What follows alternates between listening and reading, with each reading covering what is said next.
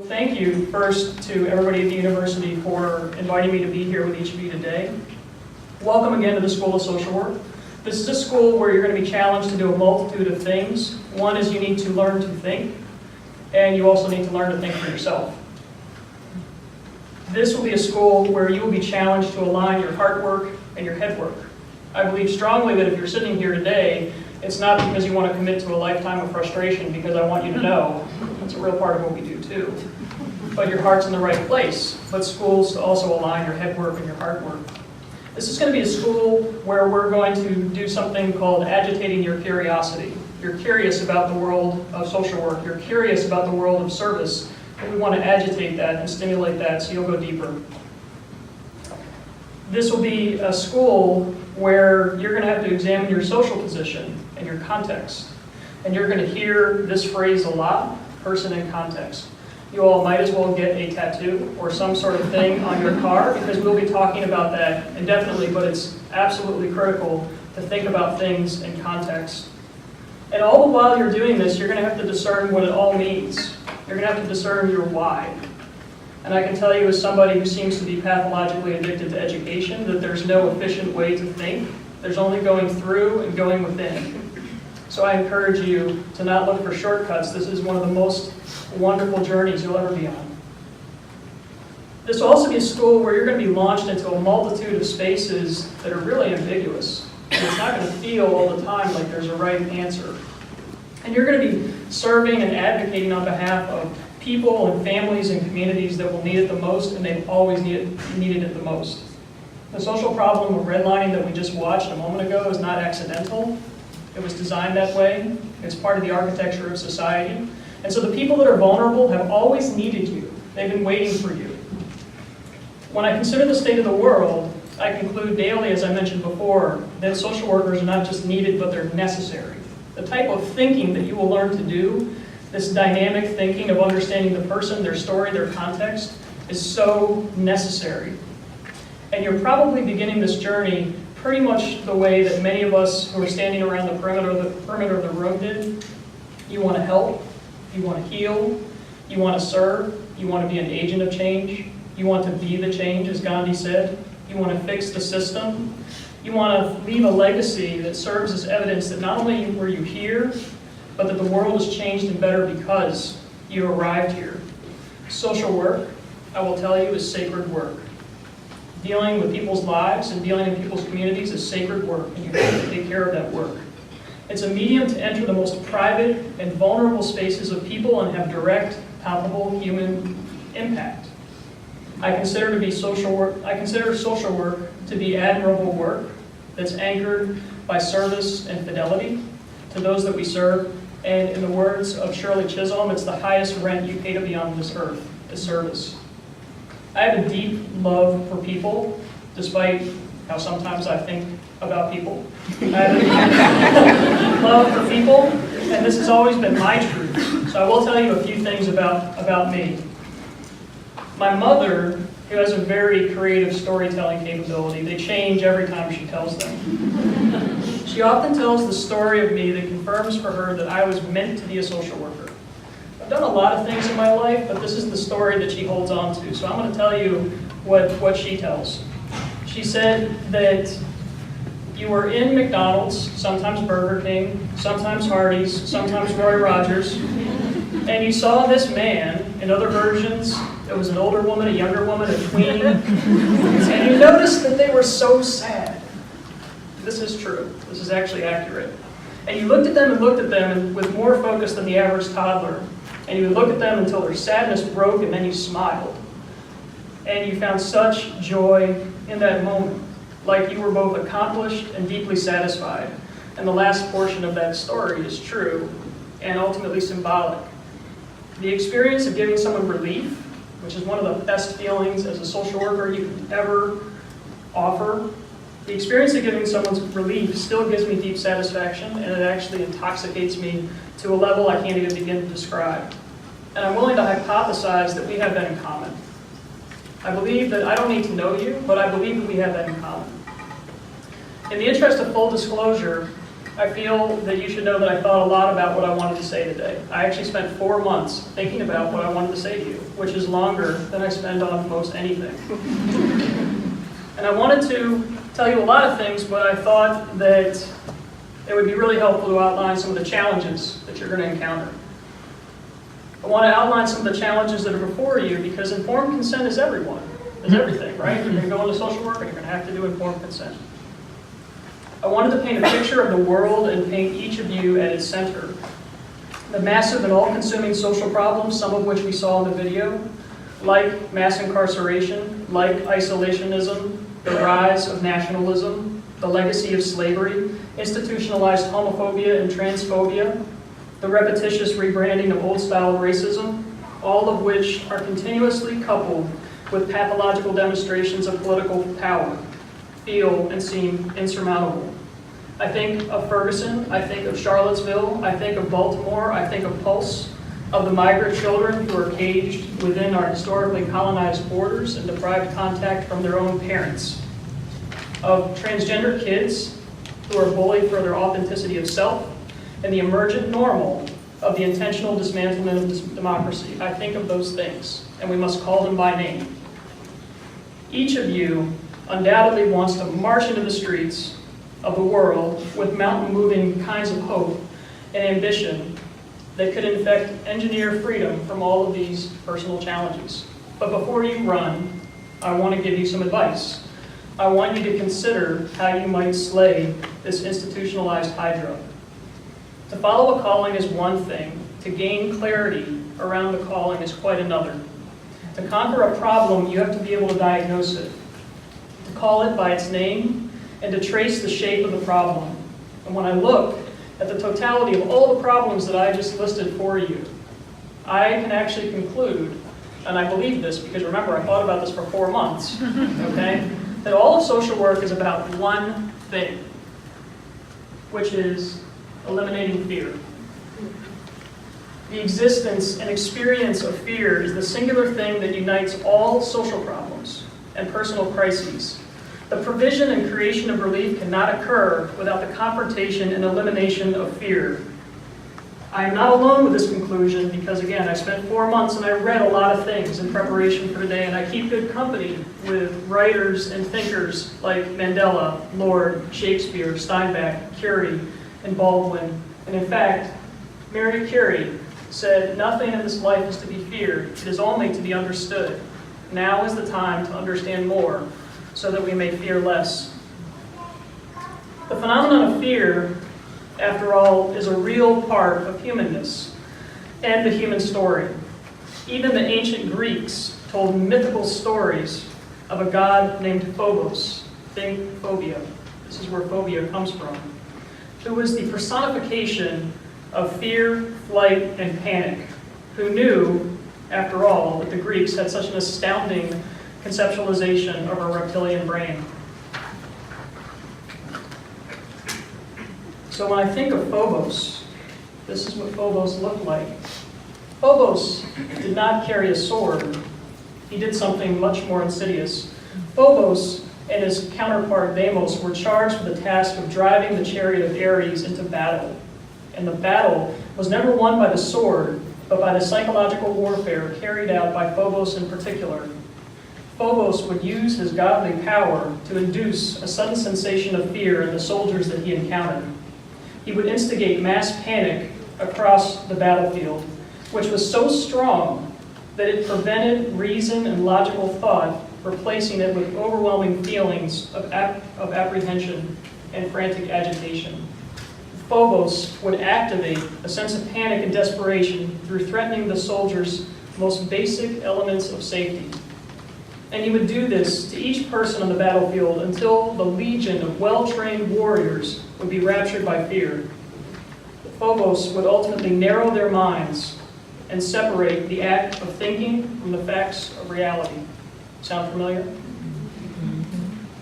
And in the case of the latter, he would sever the individual's connection from their senses, from their alliances, from the things that would otherwise ground them. In his book, Kafka on the Shore, Haruki Murakami said, "Narrow minds devoid of imagination, intolerance, theories cut off from reality, empty terminology, usurped ideals, inflexible systems. Those are the things that really frighten me, what I absolutely fear and loathe. I think about fear today because it saturates our social atmosphere, and it changes and cements the composition of our social spaces, of our physical spaces, of our neighborhoods, of our communities. Each of us are increasingly inhabiting segregated spaces, whether by race, by class, by social status, that in turn incentivize each of us to gravitate towards sameness, even vote towards sameness. Fear thrives in hyper-segregated spaces, and it enables us to think of the other as the other. And it empowers us to feel rooted in our own unchallenged life narrative. It deters us from countering our internal scripts about the world. It sets the foundation for each of us to undermine the lived experiences of structurally oppressed populations. I reflect on the narratives that we tell about poverty. You're social workers. One of the things you will be deeply concerned with is poverty. And you must learn about it, and you must understand it, and you must transcend the narratives that people tell about individuals affected by poverty. I think about the narratives and the stories that people tell about people of color, about destabilized neighborhoods. You mentioned East Baltimore earlier. I will mention West Baltimore earlier. I will mention Baltimore. We tell all sorts of stories about Baltimore, but we never get to the root. I think about all of those scripts and all of those stories that we tell about one another. For instance, do we say riots or uprisings? Do we say choice or do we say love? Do we say invader or do we say refugee? When do we snap a picture? When do we snap a picture? When do we snap the picture? Fear is the thing that shapes our thinking and manifests in our language, and it even builds paradoxical walls in the name of extinguishing trouble as some sort of absurd cultural milestone during every generation. How many people have ever heard of peace walls? By show of hands. So like all 6 of us. So in preparation for today, I learned about these and revisited this concept, and I thought it was such a fascinating paradox. In 1969, walls like these were actually built in Ireland, and they gained the name peace walls, as they were intended to be temporary structures that kept the peace between Catholics and Protestants. But fences gave way to concrete, and concrete gave way to the entrenchment of beliefs that the only way that contentious populations could ever collectively coexist in peace was if a wall split apart the communities. Walls like these are hardly uncommon, and we've seen them throughout the course of history. And even now, we are watching the configuring of blueprints for the southern border of the U.S. I selected this picture. There were many pictures of peace walls, but the reason I selected this one is because it seems so normal. Like this is their everyday life. You go to your backyard, you drink your coffee, you talk to your family, but you don't look over the wall. And I think that it's important, especially now, for us to think deeply about the walls that we craft between our neighborhoods, between one another. Because at some point, these walls were built and were no longer challenged, as speculation and paranoia about the other side grew. In his work, Antony and Cleopatra, William Shakespeare wrote, "In time we hate that which we often fear." And the act of hating the things that we often fear is not without consequences. We are certainly not alone in our anxieties, yet we must exercise great care in how we vocalize our fears because they're infectious. To call it out, to call it by name, is to create something infectious. Perhaps it is our collective and profound discomfort with emotion, with mental health, with vulnerability, with pain, with humanness, all of the things that you will deal with and give voice to and give a narrative to. It is all of those things that enables fear to gather impossible momentum. And there's a biological component to it all too. The brain is a reckless thing when it is individually ravaged by fear. The brain is also a reckless thing when the social climate around us is ravaged by fear. There's a lot of it. I don't know about you, but the world makes me a little anxious.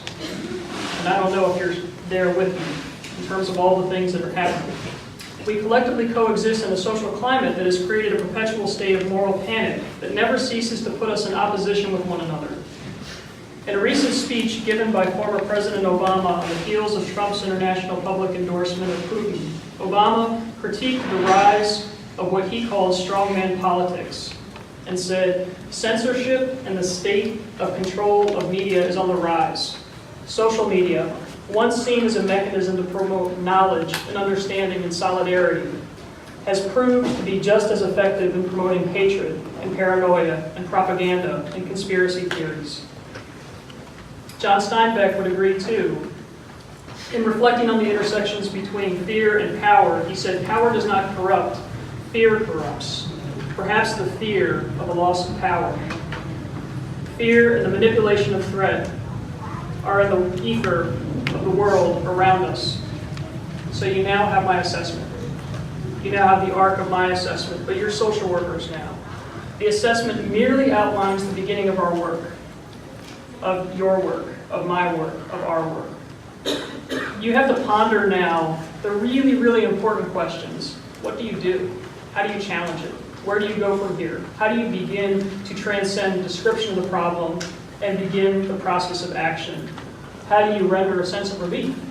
That sensation, that intoxicating sensation I mentioned before, that thing that drives the work that we do, how do you begin to create a sense of relief when the world seems on fire? And I'm not here to suggest that fear serves no beneficial purpose in our lives. It's there for a reason. It keeps you alive, by the way. That's another thing that fear does. It ensures our survival in the short run, but not in the long run. One of the things that was mentioned a moment ago is how zip code predicts your life expectancy. Well, zip code doesn't do that alone. Fear helps along the way. The experience of fear in some of those communities that have been impacted by structural barriers and all sorts of structural oppression, fear is part of that too. That's what drives the life expectancy down. But you have to figure out where do you go from here. However, in its worst form, even though it helps us in the short run, it promotes a sense of isolation. It robs us of our innate ability to connect with the world around us and the people around us. And one of the most important things that you will do as social workers is you will help people connect. You will give them what you call social support. But more importantly, you will help them remember that they are human and that they matter, that they're seen, and that they belong. And when I think of big change, I think that there's innumerable exhibits of people who are propelling big change. I think of the people that publicly leaned into their amplified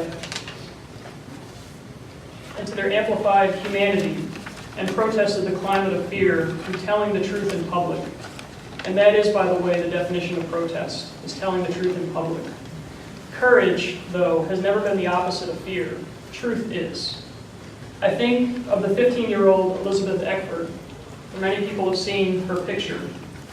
Eckford was one of the Little Rock Nine, a group of students who in 1957 were the first black students to ever attend classes at the Little Rock Central High School in Arkansas. Eckford leaned into her humanity that day and that morning and committed the radical act of going to school, as highlighted, an act that highlighted the absurdity of segregated education and the arbitrariness of racism. And reflecting on this day, and I've seen this picture many, many times, but I always wondered what was she thinking. And reflecting on this day, Eckford would say in her very 15-year-old mind that her biggest fear were not the white faces lashing hate at her or the rifles touted by the National Guard or the promise of being on the evening news. It was actually wearing the wrong dress. Eckford thought a lot about what she would wear that morning. And this last detail, for some reason, landed on me. And landed on me, and landed on me. And one of the things that I realized is she was 15 when she did this. That's phenomenal. And I want you to have that land on you as well, because all the people around Elizabeth are adults, but she's very 15, and she's very brave, and she's telling her truth, not even fully aware of the monumental nature of that truth. I think also, when I think about Eckford, I think about other exemplars of courage that have emerged from our history. I think also of the Stonewall Riots, and how people who could be jailed for loving and daring to be themselves harnessed the breaking point of their own oppression and exploitation and threw bottles at the predatory police that stalked them in their own clubs. They demonstrated and drew a transcendent line that insisted upon coexistence. Radical drag queens stood in front of police barricades and leaned into their own humanity with the insistence that fear should retreat so that their lives and their inner and external worlds could finally be legitimized. I think of the Dakota pipeline protests carried on through sub-zero weather. Here stood a myriad of tribal nations that triumphed genocide, isolationism, deprivation, and oppression, now unified under the proclamation of the truth that water is life. Depicted here on this winter day, because I wanted to know exactly how cold it was this day. It was negative 18 degrees Celsius. We're a Fahrenheit country, so do the math later on. It's really, really cold. It's beyond cold. And in this moment, at negative 18 degrees Celsius, they leaned into their own humanity and resonance and drummed and sang at the risk of their breath leaving their bodies, because when it's this cold, you can't breathe. It was not the fear of losing everything that moved them to act, but rather the rising together in their timeless truth. I think of the black men and women, especially the women, who rose with fists in the air and in the sky in response to the murders of Trayvon and Mike, all of which crystallized in the rise and creation of the Black Lives Matter movement, a movement that draws critical focus to the epidemic of violence against black bodies, a movement that draws a connecting line between fear and paranoia about black people and resultant violence. The Black Lives Matter movement is based upon the principle of intersectionality. Learn that principle, write it down. You need to know it. You need to understand it. Co-founder Alicia Garza eloquently said, in order to truly understand how devastating and widespread this type of violence is in Black America, we must view this epidemic through the lens of race, gender, sexual orientation, and gender identity. Garza offers a viable way forward that necessitates being less alone in our experience of fear through the dismantlement of walls that divide us. And then I think of this one lone protester that crafted this poignant sign in the advent of the Muslim ban propagated by Trump. In a world where we equate Muslims and terrorists, and nurture waves and iterations of Islamophobia, she confirms that she is stronger than fear. I would conclude today with one last truth. I've shown you a montage of a lot of phenomenal people, a lot of inspirational people, all of which have a few things in common, one of which is that they cross the chasms crafted by cultural and structural fear. But I challenge you to think about their commonalities. Each were members of a structurally oppressed minority group that effectively leaned into and amplified their own humanity so that fear would effectively recede and society would change for the better. And the miraculous thing of it all is that society is changing. However, the business of social workers, this is part of your homework to understand, the business of social workers is not to wait for those at the margins to correct for the inadequacies of the center. I'm going to say that again. The business of social workers is not to wait for those at the margins to correct for the inadequacies of the center. The business of social workers is to march into the world with mountain-moving kinds of hope and ambition in union with those that know their story best. The business of social workers is to point out the absurdity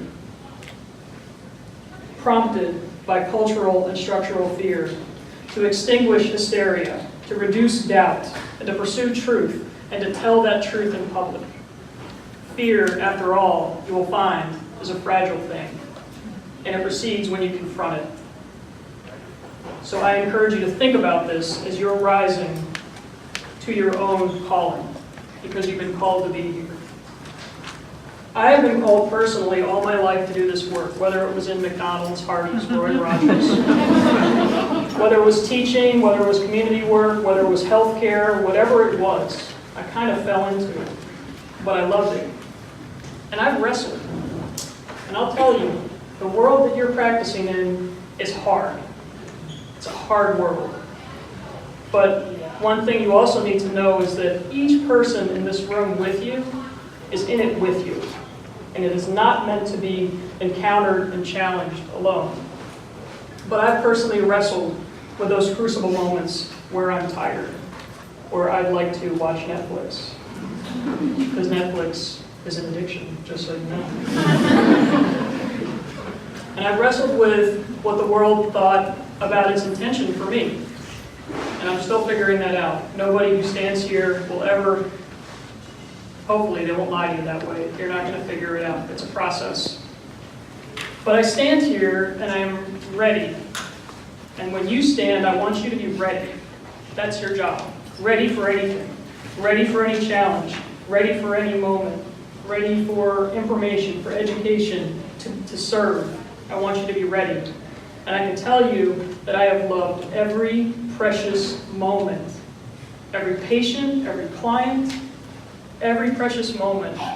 And I collect them and I hold them and I think about them with that deep sort of analysis because they've made me the person that I am.